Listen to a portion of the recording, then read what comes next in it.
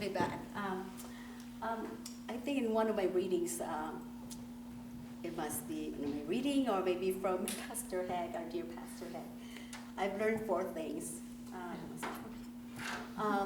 As a Christ follower, number 1, we should never forget to pray. Number 2, we should never forget to, giving. Number 3, never forget to study the Word of God. And the last one was never forget fellowship.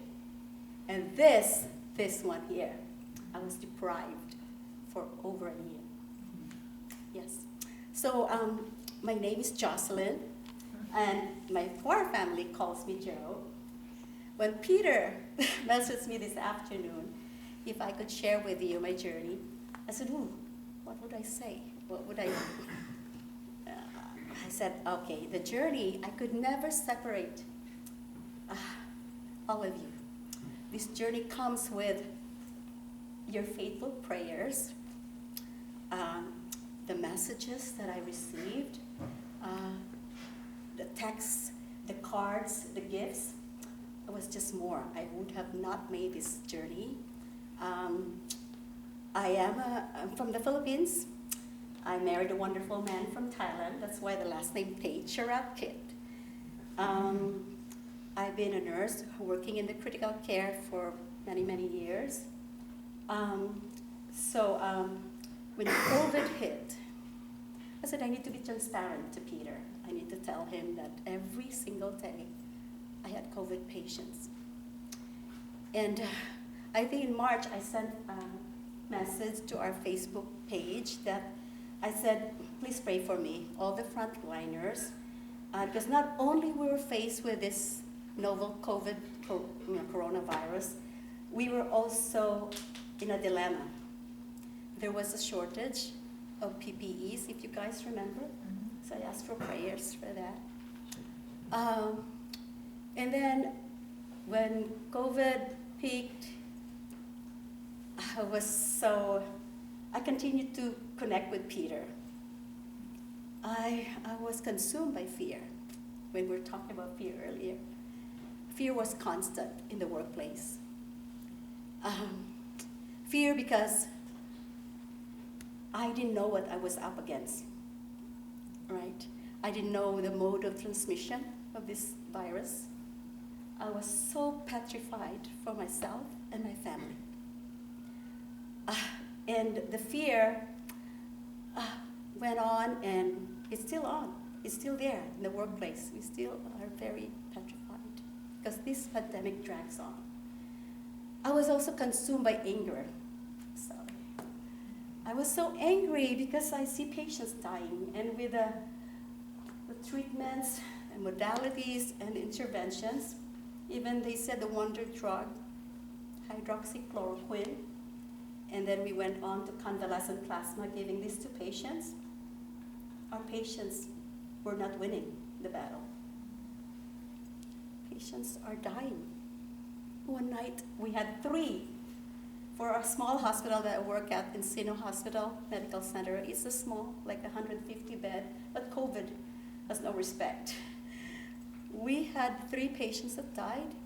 The start of my shift, I work night shift. We had 2 that we lost. And then at the end of the shift, we had another 1. So I was so angry because with all the treatments, modalities, and all that we were giving, we thought they could win the battle, but they never did. I think I could only remember a couple patients that walked out of there, but still there were some lingering, problems that they were going through. And then my anger just turned into more sadness during the entire COVID. I was so deeply saddened because there's this one job, just description that I need. I could never get so confident at, or I could never get used to. How could you ever get used to notification? Calling a family member that their loved one had passed away. So when that's often. One shift, I told you, maybe 3 patients died. and you have to make a phone call and tell this person your mother or your father passed away. Pull myself from that most of the time. I need a 2-minute rest before I make this phone call. And every single death is different. It's not getting used to, right? So I have to make that phone call. But when I take that 2-minute rest, I know that I am covered by these faithful prayer warriors. The rest that I took, like every 2 minutes, becomes peace. And then there's freedom from anxieties and worries about what to say to the family on the other line. So, and then late September, you guys know this, my mother, who was in the Philippines, and I know many of you have prayed for her, because I was having challenges. They're arranging her care 7,000 miles away. She passed away late September.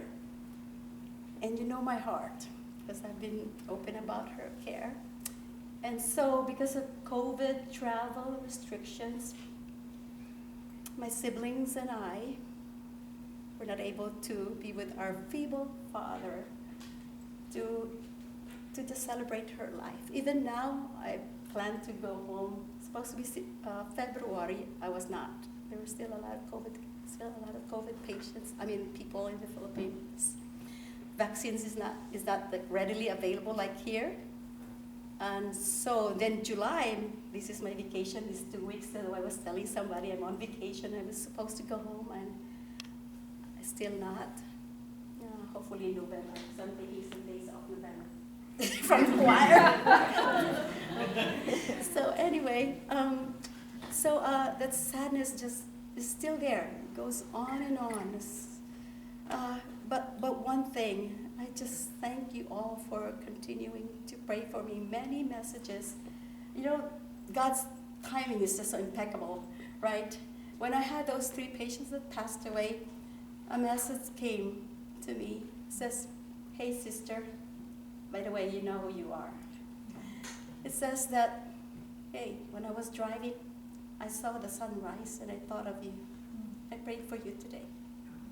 Another card came in and said, when the pandemic started, actually someone messaged me and said, "Hey, I don't care singing standing next to you. You know who you are." I said, "Really?" "Yeah, brave soul," I told myself. And then another card came in and said that, "Hey, thanks for loving us, for not coming to choir. We love you. We miss you." And then more messages came as this pandemic drags on and on. There was one message that came that says, "Hey, young lady, I'm praying for you for strength and stamina." Those messages just came at perfect time when this heart was so empty and so drained emotionally, and I was so exhausted. Because I don't know if you guys remember, during that time, there were so many patients. We received transfers from different places, and when we lost the 3 patients that night, we had patients waiting in the emergency room to just come up to the ICU. So, thank you. Thank you for those messages, cards, gifts. But you guys, you really lift me up. And when this part was so empty, it just, yes, perfect timing. Gets refilled all the time from all of you. I want to end my share time with something that I just read recently. It's from one of my favorite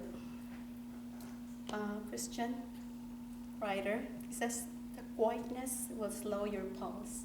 That 2 minutes that I'm always taking. "The silence will open my ears, and something sacred will happen." And then he goes on to say that, "Ponder the achievement of God. He does not condone our sin, nor does he compromise his standard. He does not ignore our rebellion, nor does he relax his demands. Rather than dismiss our sin. He assumes our sin and incredibly sentences himself.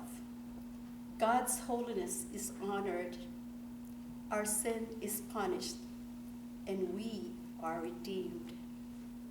God does what we cannot do, so we can be what we dare not dream. Perfect before God. With all my imperfections, that's grace that I don't deserve, that He continued to pursue me. I was ready to throw in the white towel and say, I'm not doing this. But God sustained me because of all of you. I miss you, my choir family. And it's just so thrilled. I'm so thrilled to be back. We're thrilled to have you back. Thank you.